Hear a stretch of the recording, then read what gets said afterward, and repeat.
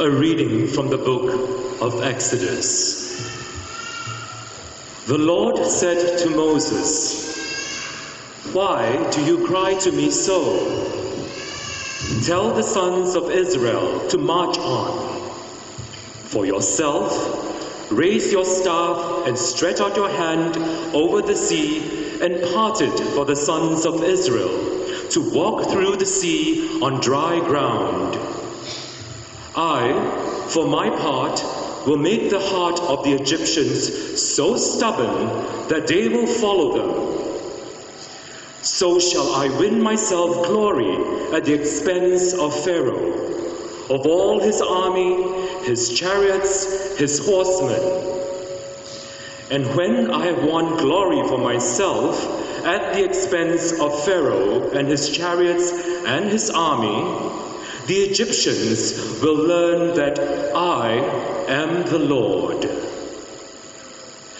Then the angel of the Lord, who marched at the front of the army of Israel, changed station and moved to the rear.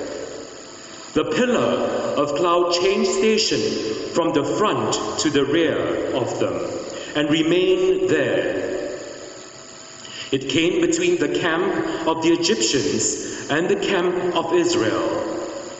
The cloud was dark, and the night passed without the armies drawing any closer the whole night long. Moses stretched out his hand over the sea.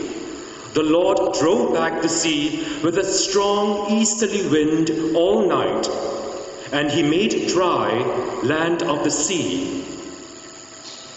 The waters parted, and the sons of Israel went on dry ground right into the sea, walls of water to right and to left of them. The Egyptians gave chase, after them they went, right into the sea, all Pharaoh's horses, his chariots, and his horsemen. In the morning watch, the Lord looked down on the army of the Egyptians from the pillar of fire and of cloud, and threw the army into confusion. He so clogged their chariot wheels that they could scarcely make headway. "Let us flee from the Israelites," the Egyptians cried. "The Lord is fighting for them against the Egyptians." "Stretch out your hand over the sea," the Lord said to Moses, "that the waters may flow back on the Egyptians and their chariots and their horsemen." Moses stretched out his hand over the sea, and as day broke, the sea returned to its bed. The fleeing Egyptians marched right into it, and the Lord overthrew the Egyptians in the very middle of the sea. The returning waters overwhelmed the chariots and the horsemen of Pharaoh's whole army, which had followed the Israelites into the sea.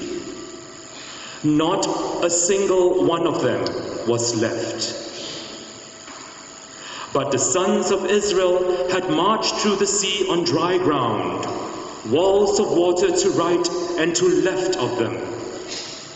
That day, the Lord rescued Israel from the Egyptians, and Israel saw the Egyptians lying dead on the shore. Israel witnessed the great act that the Lord had performed against the Egyptians, and the people venerated the Lord. They put their faith in the Lord and in Moses, his servant.